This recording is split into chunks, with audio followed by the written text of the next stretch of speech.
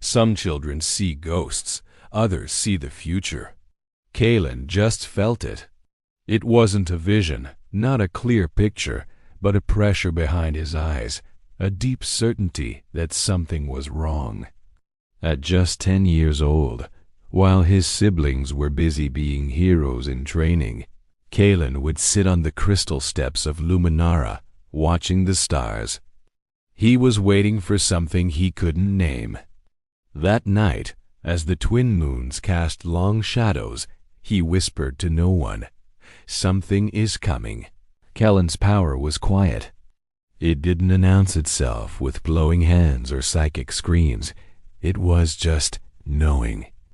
He knew when a crystal step would crack underfoot.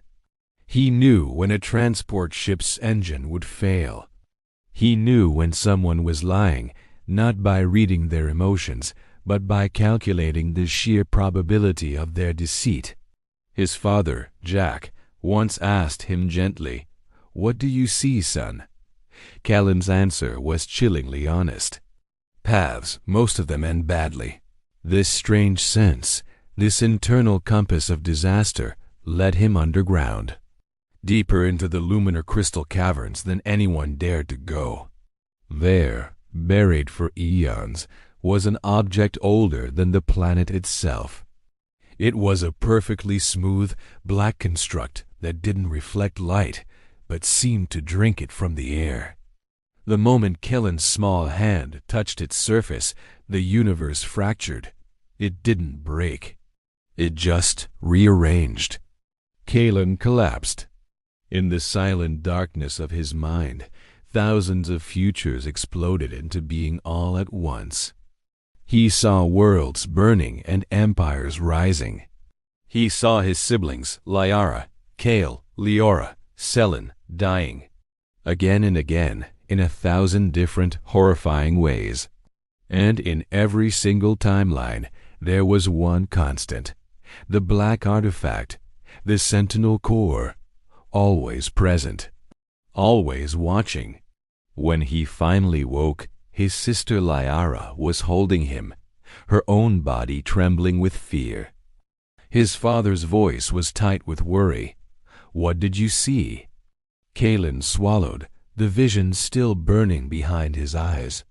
"Too much," he choked out. Then they arrived. Not in ships, not through any conventional means.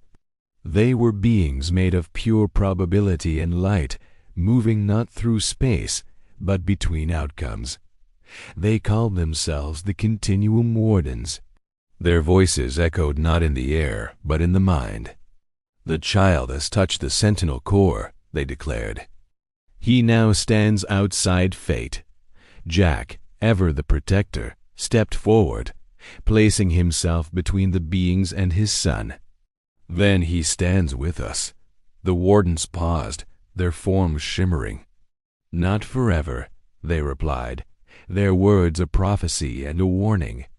After that day, Kaelen stopped speaking.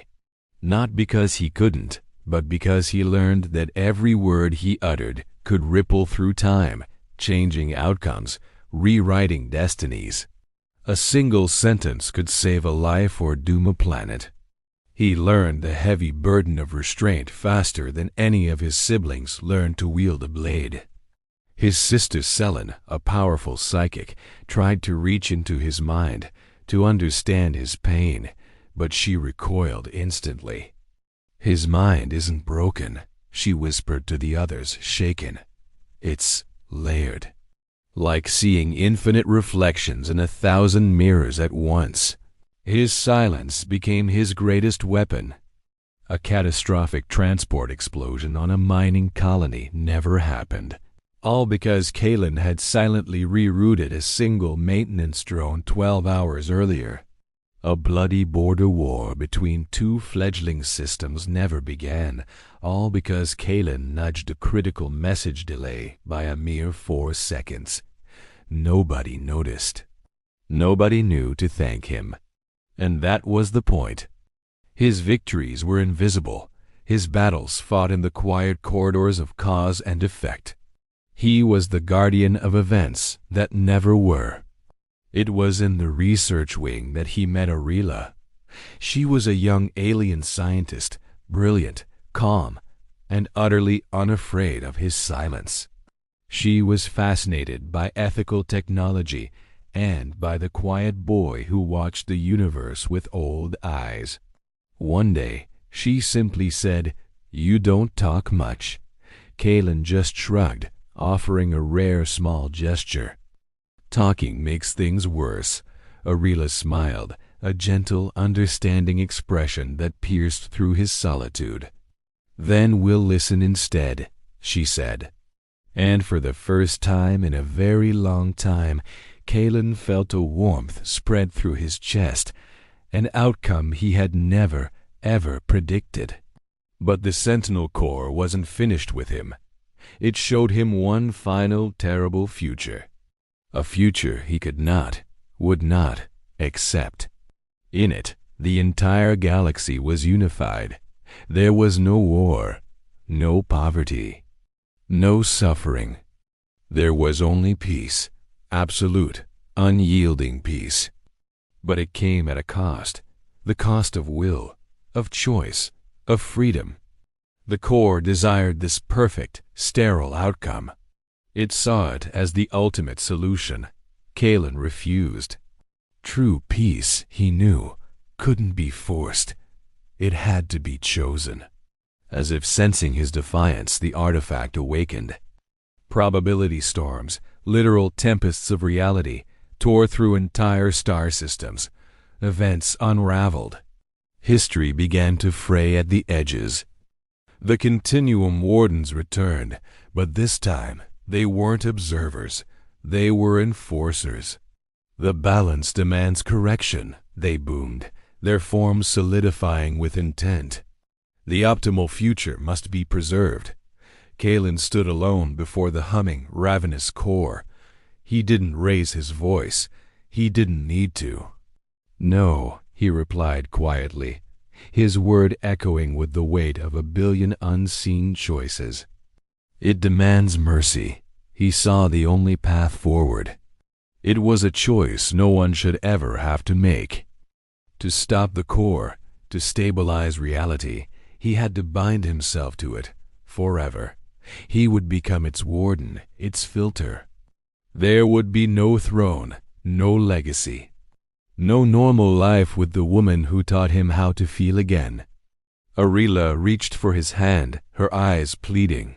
"There has to be another way." Kaelen looked at her, truly looked at her, memorizing every detail of her face. "There isn't," he said, his voice filled with a gentle, heartbreaking finality. And so Kaelen merged with the Sentinel Corps. He didn't become its ruler, but its conscience. The probability storms ceased. Reality settled. The Wardens, seeing his sacrifice, simply withdrew. Kaelen was still himself, but now he was anchored to the center of all time and all possibilities.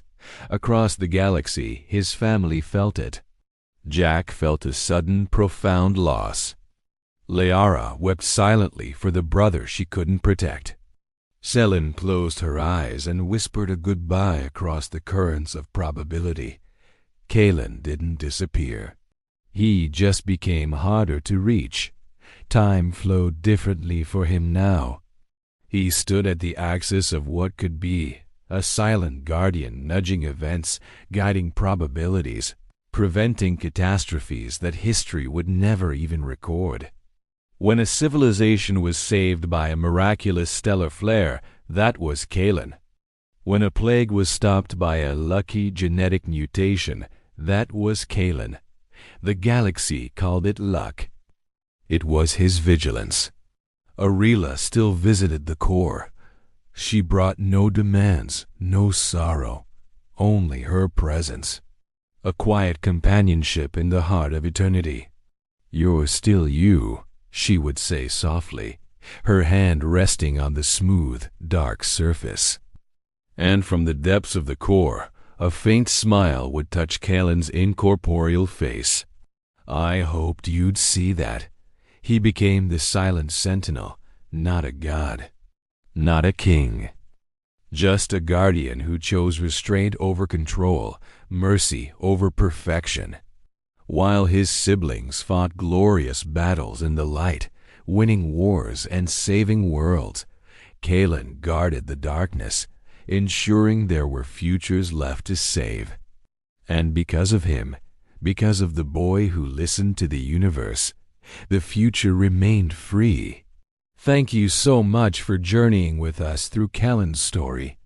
If you enjoyed this tale from the children of Kepler 442b universe, please hit that like button and subscribe for more stories. We'll see you in the next one.